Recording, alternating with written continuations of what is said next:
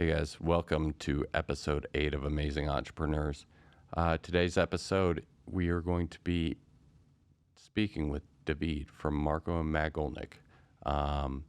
And the show's title is From Partner to Client, so you're not going to want to miss this one.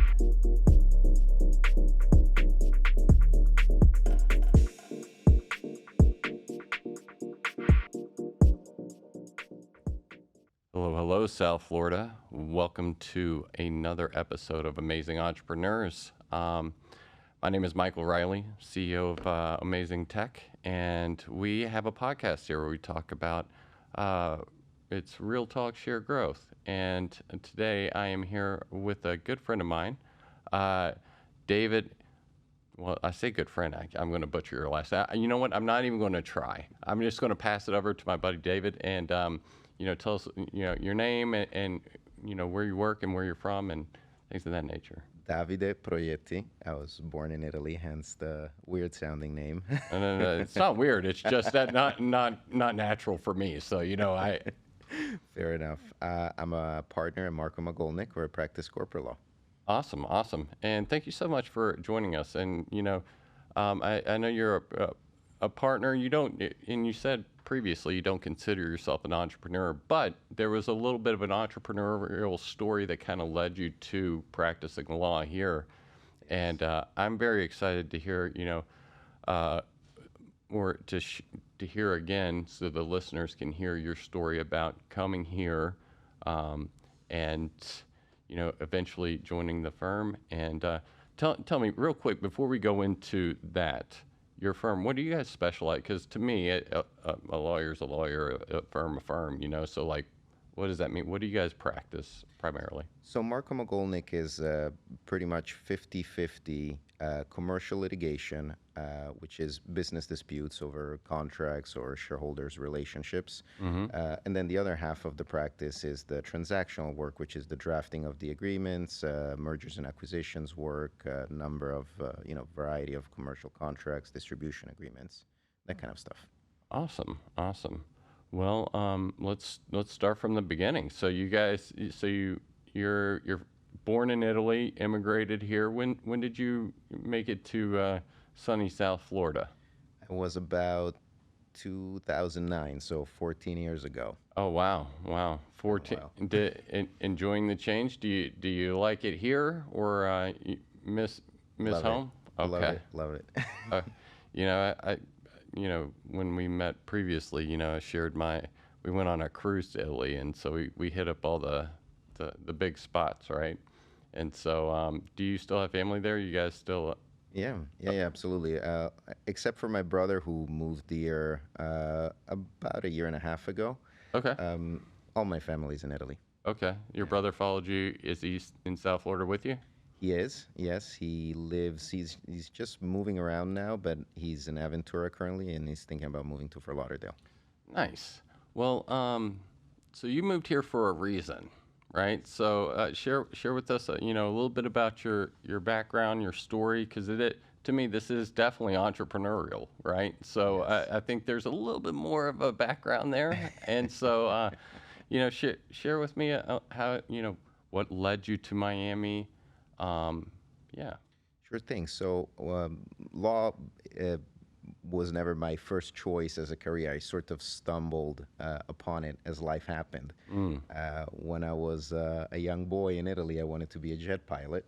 So I went to a military school for the Italian Air Force. Oh, really? And then I couldn't get into the academy because of these guys. So then my family at the time owned an aviation-related business, a manufacturing company that specialized in aerospace and defense products. Okay. And so my dad thought that it would be a good idea for me to sort of be in charge of the international aspect of the sales and the operations of the company. And so he said, why don't you go overseas, perfect your English, maybe learn a third language and study abroad, and that way you can help the family business in that capacity.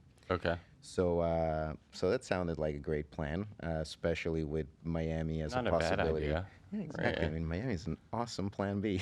Right. How old were you at that time? I was 18.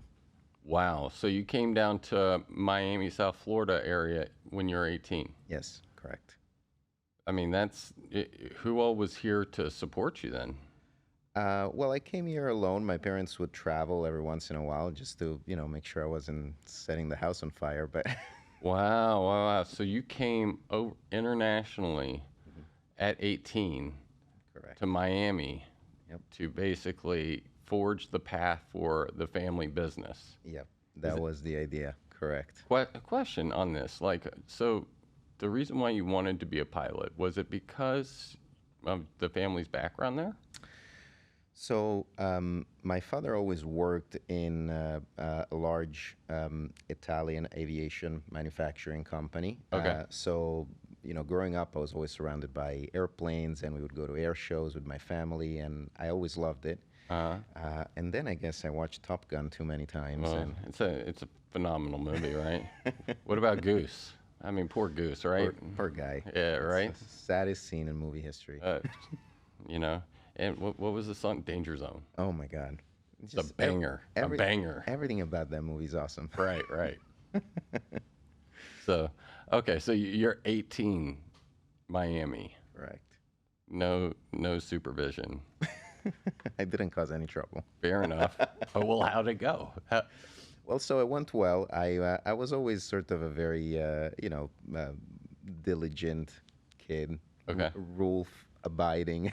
Right, responsible. Yeah, responsible. And I felt a little bit of, maybe an added responsibility because I was being entrusted with the sort of continuity of the family business. Well, it's a big responsibility. Well, I felt like it was on me to make sure that things worked out. And so I wanted to really give it my best shot. Uh-huh. Unfortunately, things didn't work out the way I hoped. Okay. As life is. Yeah. Things don't always go as planned. So when I finished college, I started getting more and more involved in the family business. And so my dad at the time had a business partner in South Florida. Okay. And I realized that things weren't quite working out the way they should have been. Some transactions were not being disclosed. Some money was missing from the business account. So things weren't as great as they should have been. Okay. And so that led eventually to a civil litigation case being filed.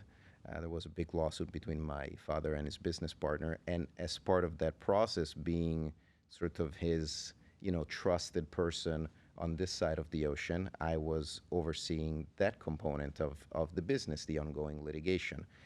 And I was really frustrated with it. It was a traumatizing experience for me. Right. I really did not like the way that the case was handled. I didn't like the lawyers that worked on it. And I got so fed up and frustrated with it that I decided to go to law school myself to become my father's lawyer. So, Wow. so basically, I picked the law career out of dislike for lawyers. Right. Because of my Share experience. that with you. No, I'm playing. I'm playing. Well, most people do. The legal industry is an interesting one. I'll get into that in a minute, but Sure thing. But so question. Yeah, it's 2018. You said 2009, right? Correct. 2009. You're 18. So not to date you, but I did. But in any case, so you went to school, and you said you graduated school. Was that in America? So yes, so when I came here after high school in Italy, I went to UM. Okay. I graduated in 20. Oh boy, I don't remember. I want to say 12. Memorable. Well, I mean, we're supposed to remember the college ones, right? So. Yeah, I suppose. I graduated a little bit earlier because I was in a rush to get to work and It's a nice get school, things by done. the way. Private university. Excellent expensive. school. Yeah, I mean, it's they value. So you're a Hurricane then. All right. Yes, I'm a Hurricane, and then for law school, I went to FIU. Okay. Loved the experience there. Yeah. And then I recently completed a doctorate, an LLM in tax at Oh Georgetown. wow.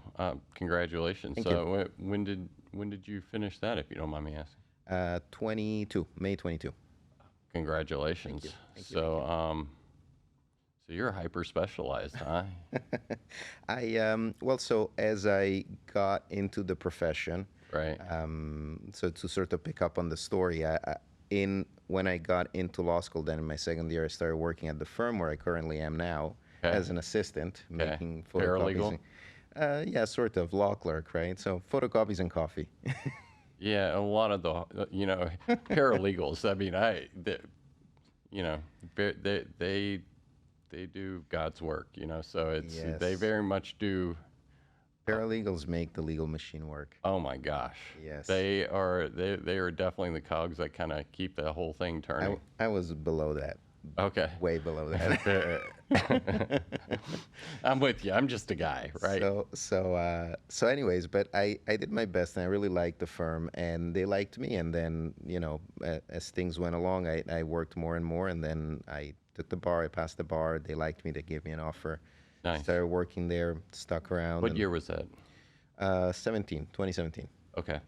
2017. Yeah. And then they liked me so much and I liked them so much that now I'm one of the partners. Well, I mean, it's easy to see why, Well, no, it's not everybody who's going to come over and, take on something, go through a tough situation like you did, and, have the grit and determination to be like, hey, this is, I'm not satisfied with the way the case was handled. This was deeply personal to me, deeply personal to my family, impacted. So what happened with that? So when did this, kind of wrap up and you? So the case eventually settled. It wasn't an excellent outcome, but it just got to a point where we needed to put an end on it. Right. Things in Italy were also not going well Okay. for the family business, and so eventually everything was, sort of wound up, and that was the end of it. So my dad's now retired, and Okay. my mom and dad moved to Portugal a couple years ago, Really? where they're enjoying their retirement, and I couldn't for be them. happier for them. Good for them. So ultimately, it was, it's one of those challenges that, an unfortunate part of life, but, there was a light at the end of the tunnel for him, so to Yeah, speak. exactly, Nice. exactly. So everything worked out. My dad had has still heart problems, and so the situation was getting really unmanageable. His health was getting worse. Very stressful. It was a tough time. Yes. Okay. But everything is much better now. Cool. So, what year was that that you guys, Wrapped up the case. yeah, wrapped it up? I want to say 2019. Wow. So you guys opened up in 2009, and you were helping run it. You graduated in 2012, finally wrapped the case in 2019. Were a partner in 2017. So the reason No, but past the bar in 17. passed the bar, Yeah, yeah. or you became an employee in 17. Right, an attorney. An attorney. Okay. And then you became a partner a little bit later on. But the point that I'm trying to make is there was a 7-year gap in which you guys were like really fighting. Yes. Commercial lawsuits take a long time and a lot Right. of money. Oh my gosh. Well, that's what That's they say. why people hate lawyers. Well, I mean, so one of the tactics of like these bigger places, right, is like they just beat you to a point to where you can't afford to fight. Right. And it's unfortunate, but that happens every single day. You just get, crushed because you're unable to defend yourself. That's right. Okay, so so that led you into the law career, pure spite, venom. It was like just Well, so initially, yes. okay. But then, as I started working at the firm where I am now, I realized that not all stereotypes about lawyers are true, and the folks that I'm working with, they really sort of took me under their wing, and they taught me everything I know professionally. Right? They really groomed me, Right. and it was an amazing experience because as a young, like I said, sort of bottom of the food chain law clerk, Right. you don't really have any title. You're just assisting. But I remember they would have me sit in meetings with clients and talk to them, and they would ask for my opinion. And at the end of the meeting, they were like, "So, what did you think of that? Did you have any ideas?" And that made me feel really good, really valued, and I always appreciated the fact that even though I was at the very bottom of the food chain, somehow my input still mattered and was taken into consideration. And oh, that's not. I mean, it sounds like you guys, landed in a nice place. I joke about like lawyers because, when I grew up, I was like, oh, attorneys. That's what they do for a living is they argue, and it's like they're professional arguers. And like to me, that's like absurd. It's like why do I go to school to argue about something for like? It seems like it's just such a. It takes Aggravating. oh well, it's either that or they stare at contracts, right? So and Right. it's like they try to pick something apart, and I and listen, to be fair, like that my technical lead, he's always like Michael, like you oversimplify stuff to a point to where it's like not even realistic. I'm like, just take the data and put it from here to here. He's like, it's just not that easier, right? So it's like there's more than arguing in contracts, right? Fair enough. But Yes. so who this is for entrepreneurs, and like we're trying to get trying to understand like different things about like if I'm you claim you're not an entrepreneur, you do have a little bit of that experience in you. So Yeah, so I think that it was really useful, even in the transition to the legal career, because right, most of our clients are, in terms of frequency, small businesses, right? okay, So entrepreneurs, folks that are trying to start up something new, joint ventures, and it's really helped me. The negative experience that I lived, which was sort of like the arc from starting the partnership, living right. through it, and then seeing it unwind because of wrongdoing and all of those Theft. things. Right. Yeah, Well, I mean that to me it's you. I mean you probably can't call it that. To me, outside looking in, it sounds like he was stealing. So. well, can't say too much I, about it. I know. That's what I'm saying. Look, I'm not trying to put you in a position. We can always cut this out later. But to me, it's like, hey, transactions were happening. It's not on the books, and money was leaving the account.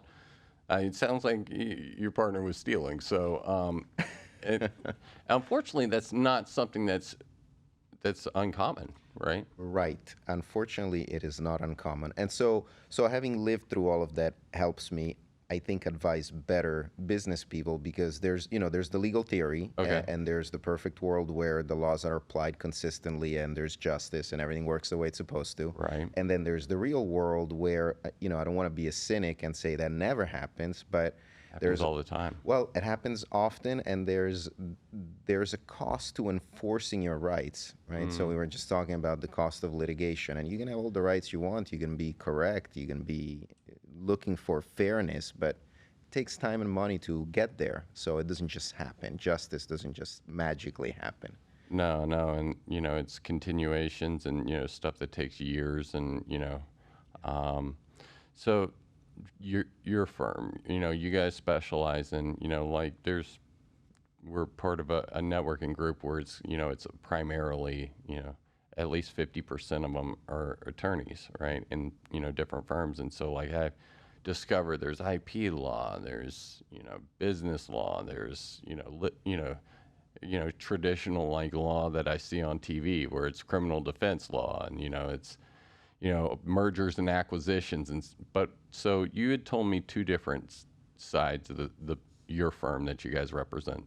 Do me a favor, I just so our listener, and you guys primarily represent the small to medium bit or the entrepreneur, which is why you guys, one of the reasons why I was like, gotta have him on the episode, because like tell me about the different sides of it and how a guy like me, a small business, is going to, what should I know about those sides? Sure thing. So I think the first, maybe the intro, the entry into our firm is on the transactional side. So the typical client is generally one or a group of entrepreneurs, business people who want to start a business. So they come to us and we help them actually form the company and then negotiate the shareholders agreement, the operating agreement, the agreement amongst the owners that regulates the business relationship and how the company will be run.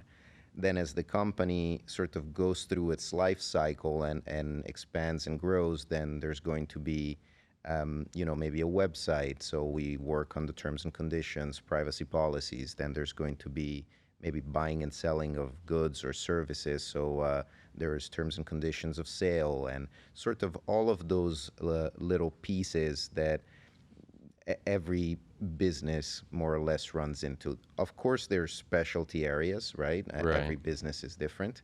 And then towards the end of the life cycle of the business, you generally have either a dissolution if things don't go so well. Um, there's, of course, the bankruptcy avenue. We don't really do that. We refer that out.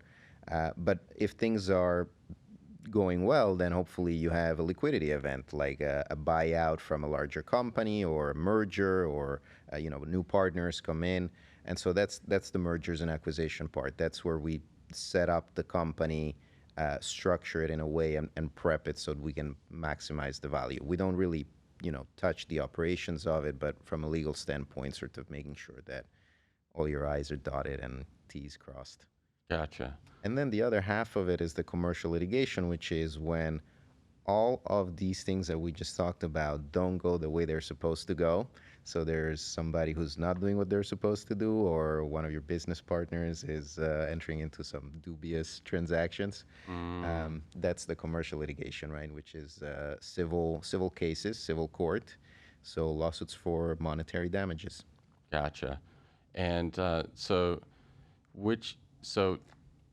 you guys do like a lot of the process documentation or your T's and C's and your privacy, and I'm guessing, because to me, we do like a lot of scope of works and manage, master service agreements or things of that nature. So that's the side that you work on? Yeah. So those are, the same or similar agreements can be called different things, Yeah. different names in different Even the industries. purpose of the agreement is like the crux of it is, hey, we're doing this. Here's how it's going to work. Yeah. Yeah, exactly. And yes, there's different ways to structure it, and sort of every business is a little bit different because every business has its own little peculiar things. I remember working on this contract that wasn't particularly big, but I thought was really interesting because it was like a plant rental agreement. Because that particular business is in the industry of not only selling plants and ornamentals and plant decorations, but they also come to your house and water them and clip them and make them pretty for you. And so there's a goods sales component for the actual plant with the vase, and there's Right. a plant maintenance component where it's a service. It's like a subscription based. Like a Mar-a-Lago or a golf course sort of a thing, right? Sort of, but so I thought it was kind of a cool, interesting, out of the No, ordinary. no, no. Well, that's what one of the reasons why I love doing this is because like you get to, I did not know, you had no idea that was a thing, right? So Right. speaking of things that you probably weren't aware of, I wasn't aware of, but we actually had a guest on here not too long ago, eSilo, and they actually protect sensitive information for that. That may be your personal data on your clients or your employees, your private financial information, or even valuable trade secrets. So if it's on your system or it's on your laptops or you put it in the cloud, your company has an obligation to protect that data. And what better way to protect that data than a comprehensive business continuity plan with secure offsite backups from eSilo? A business continuity plan ensures that your business has what it needs to continue to serve clients, make money, and meet its obligations no matter what type of challenges you face. And who better to hire to create that business continuity and offsite backup plan than the experts over at esilo.com. eSilo has been protecting data for over 20 years. They have worked with everyone from Fortune 500 to startups, and their easy to follow strategies will help protect your business from the three dreaded D's: disruption, downtime, data loss, and ultimately will prevent you from having to hire, my friend Davide over here's firm to, litigate, the repercussions of this, right? That's right. Right. So, we work, going back into, what you guys are going. So we do like scope of works, and we call them, because we do outsourced IT. So like a master service agreement. So it basically outlines like what we're responsible for and what we're not responsible for. If something happens here, what do we do here? Part of it. part of, because with the website, even like, we have, terms and conditions and privacy policies. There's different um, things out there that will kind of generate some of it for you. And I'm sure a lot of people out there have leveraged some of it. So, what's the difference between, something that is like, generate your free privacy policy versus like, calling a guy like you? What's a danger for a small business like myself? Well, so it's the thinking through it that makes a difference, right? Okay. A cookie cutter approach using a form document, there isn't necessarily anything wrong with it, but if you don't exactly know what it is that you need and there's nobody there who can advise you on it, you may end up picking a form and fitting a square peg in a round hole, right? Right. So I had an interesting experience with respect to that.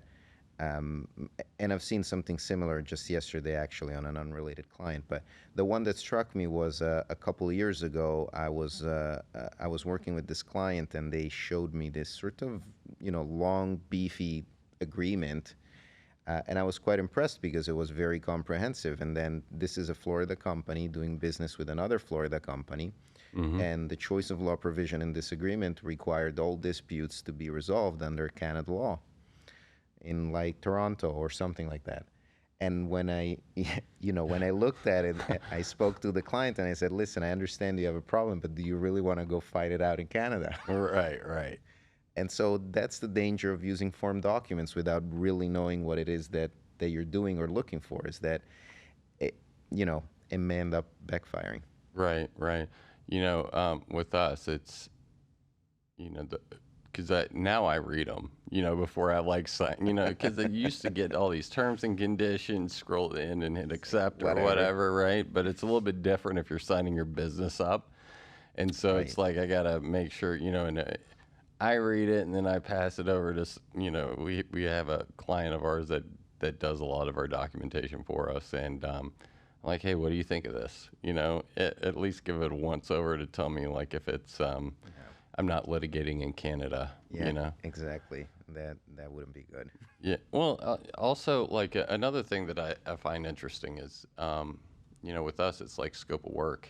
If I have a scope of work, it just basically it A, protects me, and B, it clearly outlines what we do and what we are not going to do. And to me, I want to use a scope of work created from somebody that like is willing to defend it, you know? Yeah. Um, so is that the other side of the business? You guys prep it, Yes. and then you got like the bouncer or whatever that kind of enforces it? Well, sort of. I mean, it's never really an intentional thing. Like we wouldn't Right. we wouldn't mess it up on purpose Well, no, to no, feed. no, I know, but yeah, I know you wouldn't mess it up on purpose. But I'm just saying, if you create something and say I sign because we have Yes. contracts, right? So somebody signs a contract with us and then they don't uphold their end of the contract, Right. then like we need to Enforce enforce it it. for sure. Yeah, Yeah, yeah, yeah. yeah. Absolutely. So yes, that's the commercial litigation aspect of it, right? And it involves primarily that business disputes over contract, broken promises. Right. Broken promises and dried tears. you know, no, but it kind of goes back to like how you got into it. It's like this is how you didn't like the way your case was being handled. So, tell me a little bit about like what didn't you like about that, and what how do you? I'm assuming you don't treat your clients the same way that they treated you whenever because you were paying them. Right.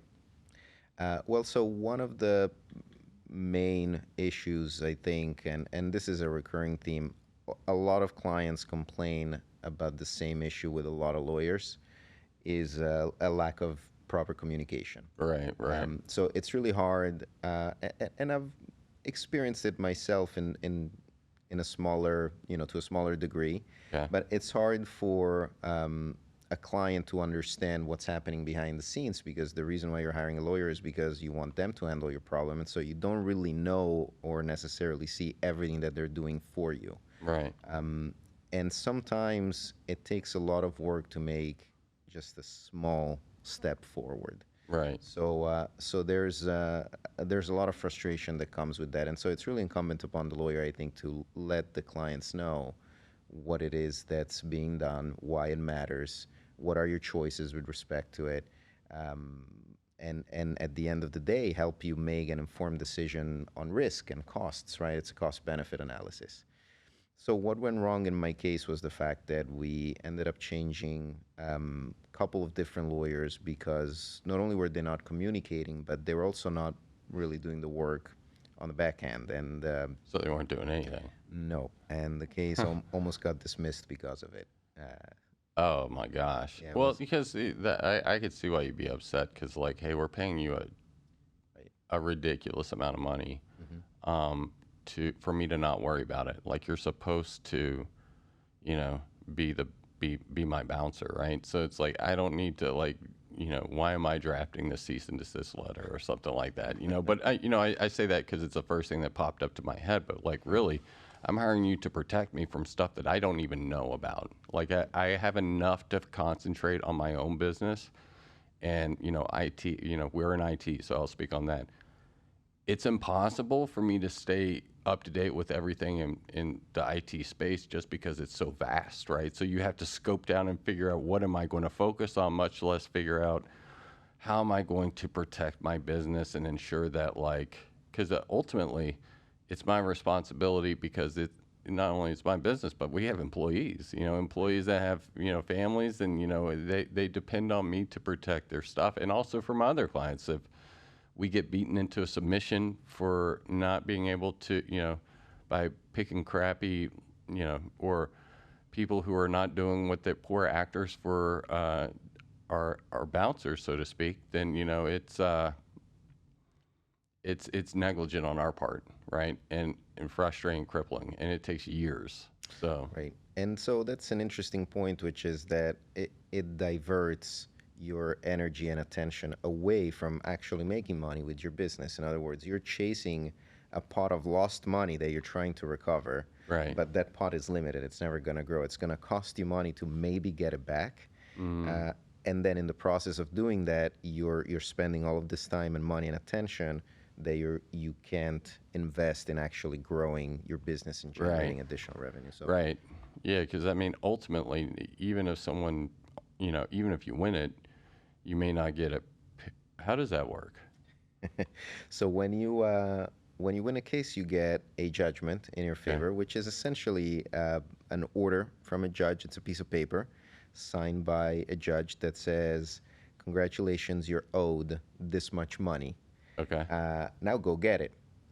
And so the go-getting process, it's it's another process. It doesn't happen immediately, right? Hopefully, you've sued a company or an individual who has very deep pockets and a lot of assets, and so it's really easy for you to get them money from them because you can sell their assets and you can freeze their bank accounts. But Oh, you can.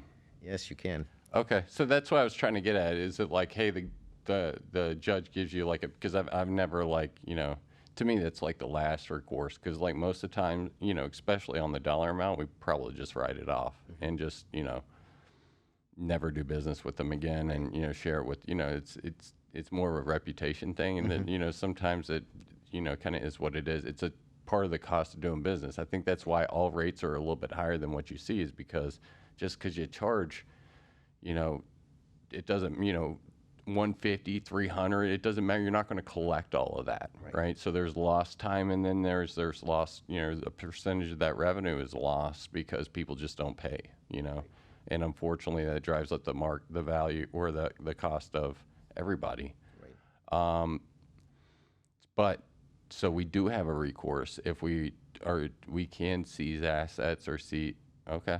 Yeah, correct. So that's typically done after a judgment. Doing it before is extremely difficult and very Right. expensive. Right. After a judgment, you can enforce the judgment. It's called proceedings in aid of execution, and you can do a number of things. But the problem is that if the person or entity doesn't have the assets, doesn't have the cash in the bank accounts, then you're stuck. Then you have this very useless piece of paper an autograph from a judge, but there's Autograph from a judge. there's Nice. no money coming into your bank account, right? So you end Nice. up spending all of this money and time and resources into getting that autograph from the judge, but at the end of the day, what do you do with it? So that's another, important consideration that has to be made every time somebody's thinking about, well, do I really want to file this lawsuit? Gotcha. What are your chances of collecting? So, what does the typical engagement look like for you? I'm a small business. I usually engage you. I just ask for, a few different documents depending on, what my line of business is. Yeah, so most of our work is hourly. There's some things that we can do on a flat fee to sort of help, the small business owner. If it's a simple, trademark registration or a simple company formation, those things are not particularly complicated. But honestly, we've done, transactions from $900, right? Right. So it's not necessarily an extremely expensive process. Of course, because it's mostly time-based, as the complexity of the project grows, so do the bills. Understood. Understood. And what sort of it, so if I get my, I'll just go to my scope of work, right? And scope of work to me is, and if anybody's listening, a typical scope of work is, hey, it defines the rules of our engagement, right? So it's very much, we're going to do it at this cost, at this rate, do it this time with these deliverables. And where are the deliverables? It's like at the end of the day, this is what you get. So if I'm building a table, it's going to take, hey, this is how we're building it. And at the end of the day, you're going to have a table that functions on 4 legs and, is excellent. And you may have dimensions in there, but it's pretty specific. So that way there's not a whole lot of arguing, be like, hey, I ordered a square table as opposed to, a rectangle table, or and it seems silly, but like when you're spending hundreds of thousands or millions of dollars on something, then you need to have some sort of like document in place that where it's very clear and cut, and there's no there's a whole lot of less arguing over it, right? So what sort of def,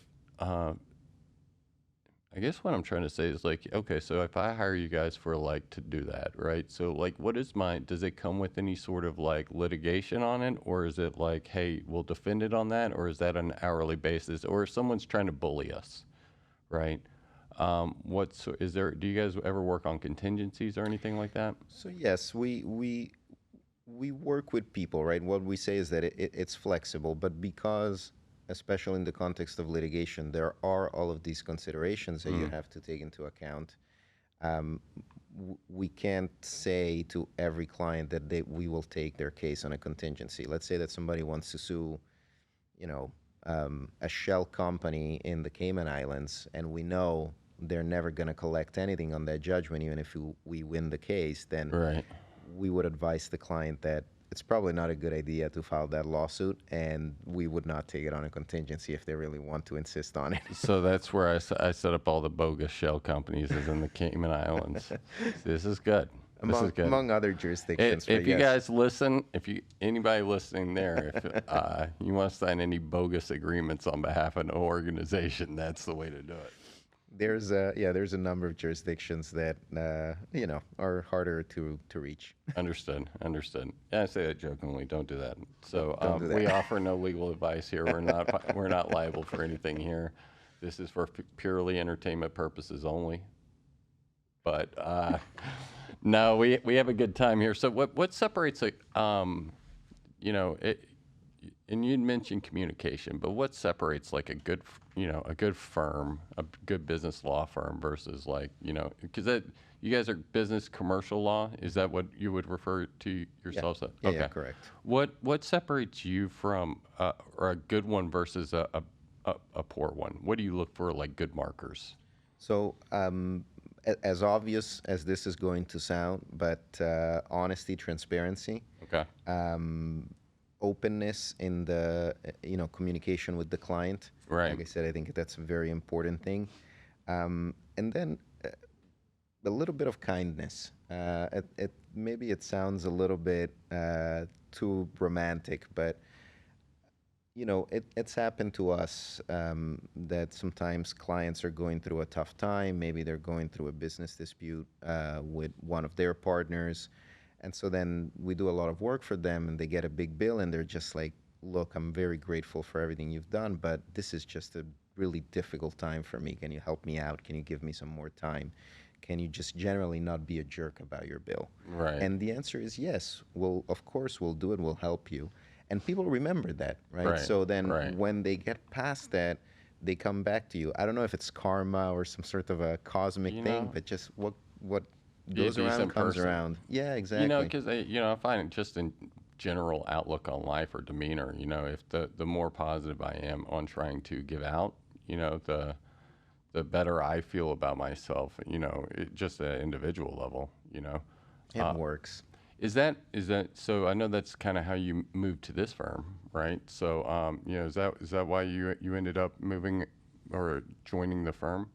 Yeah, so I really liked that human aspect Right. behind just the face of the professionals, but there's always this feeling of we have your back. And that has, I think, from aside from the human connection, but if we were to look at it even purely from a business or economic perspective, that has value, right? The being a business owner and knowing that somebody is in your corner with you, helping you, and proactively they tell you, look, watch out for this, careful about that. This is a good idea. This is a little bit risky. Right. I think that it helps business people make better business decisions, Right. and it's valuable. And the feedback that we get from clients is often that, which is that, look, we came to you after working with another lawyer, and yeah, that other lawyer was great because I would tell him to do X and he would do X, but I never felt like I had them on my side. Um, No, trust me when I tell you I get that. Yeah, because like we've worked with, it's like, hey, I did that, but like, some of it is like I try not to overstate, but like, you did what, you know?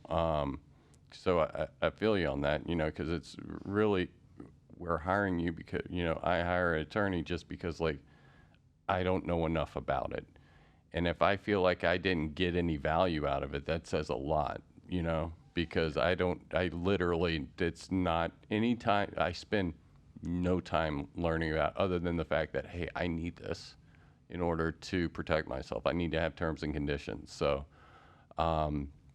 do you guys practice? So you guys are Dade County? That's yes. Miami, by the way, for our listeners. So primarily, yes, just because you know, for convenience for most clients. Some people, after the pandemic, that has changed, but some people prefer to still come to the office. Okay. And so, location is somewhat important, although less so Yeah. in more recent times. Right. But, we're licensed to practice in Florida, so That's what I was going to ask. That's kind of what I was leading to. So you guys practice in Florida. yes. Usually the contracts you write are going to be litigated in Dade County or somewhere in the immediate area, right? Correct, yes. So Tri-County area, I think, is fair game. That's where most of our clients Yeah, and yeah, cases us too. tend to be. And then every once in a while, you'll get the out-of-state client or international clients that have some sort of connection with the state of Florida. So maybe their vendor or their client is in Florida, or the agreement is based on Florida law, or there's some other ties to the state where they need state-specific advice. Something else that also happens is that in the corporate world, since Delaware is sort of like the state Where that everybody right, looks yeah. to, right? Well, everybody puts you should, even I know this, I'm definitely in fledgling in it, but you should, everybody's registered in Delaware. Why? Right. I don't know. I'm sure it's some law. Well, so Delaware has an extremely advanced corporate judicial systems, right? So their chancery court has highly trained, specialized judges that only deal with business disputes. Versus, for example, in Miami, judges are on a rotation. So maybe today in the civil division is a judge that until last week was doing criminal cases. And it's not that they're good or bad. It's just that, they don't have 15 years of experience Right. handling You want always. I mean, if you're Meta or, if Right, you're exactly. Alphabet, that's, by the way, that's Facebook and Google. But, they are definitely, Delaware, Delaware-based corporation. So Right, for sure. So there is always an element of that to keep in mind, and often clients ask about that. So by the way, it's Marko and Maglnick, right? correct. Mother Mary pa.com. So, and I said the firm, I referred to it just because David and I have had some great conversations, but as far as the partners, the people in the firm, on the wall, I want to make sure that we make sure that that's the site. Definitely reach out to David and his team for any sort of small business needs, or even if you just want to have a casual conversation. He's a great guy, so he'll probably charge you for it. But no, I'm just kidding. I wouldn't. Hey, anything else? Any final things that you want to get across that we haven't touched base that may help the entrepreneur? Well, so think carefully about who you get in business with. Often people get sort of carried away, or maybe a little bit too excited about the idea of, I want to start something, I want to do something. It's really worth it to spend some time pausing for a second, thinking, do I really know this person? Do I really trust them? And is it worth it for me to, start this $100,000 investment without maybe spending $1,000 or $2,000 on a lawyer who can advise me properly on it? Right. So it's good to be excited, but don't get carried away. Look, I think that's amazing advice. Last question. By the way, because you brought up a good point when you told me, I don't really consider myself an entrepreneur. So like I'm coming on the show titled Amazing Entrepreneurs. Reality is we're focused on the South Florida, business market, right? So it's really business leaders, not just entrepreneurs, but like the people who drive business for the SMB, right? And we really want to highlight businesses in South Florida. And so with that being said, this is definitely on the spot. I'm having a contest for like a cup of coffee, right? And so it's Amazing Entrepreneurs, but I'm looking for a good show title that does it. I've heard, and here's a couple of them, right? So Flow Amazing. As I heard the Amazing People, and then there was one other. ChatGPT gave me a couple good ones, right? Amazing Insights. And so, question to you: shoot your shot for a cup of coffee. Pick one of the three. No, to pick any. You got a good name. I've given you the title. This is what the podcast is about. Do you have a sample title that we could possibly put up there? I think Amazing People. Amazing People's a strong one, huh? It's a strong one, and 2 votes. It connects, right? Yeah. Gotcha. Well, listen, thank you so much for your time. How can we get in touch with you? Phone or email are best. Okay. Email is what? Email is my last name, Proietti @mm-pa.com. Awesome. And we're going to have those in the show notes, by the way, in case people are driving and listening to the full episode. We love you guys. Please like, subscribe, and possibly share if you're so inclined to. Ratings help out the algorithm as well. I know I just asked for too many things, but, we love all the attention we can get. Thank you so much again for coming on. It was very insightful. I've enjoyed the experience with you. It's been good to get to know you, David, and, we are going to, look forward to charging forward and growing our businesses and our firms. And, maybe we have you on again at a later time. Okay. Would love to. Thanks for having me. Awesome. Well, guys, thank you so much for joining us for this amazing episode of Amazing Entrepreneurs. I know I'm double time on the amazing there, but that show, this is a limited time special, one of the last few titled Amazing Entrepreneurs. So if you have a suggestion as to what we should rename the show, and we haven't done so by the time this show is posted, feel free to drop it in the comments. My name is Michael Riley, host of the show and CEO of Amazing Tech. We are looking forward to seeing you again. Thank you.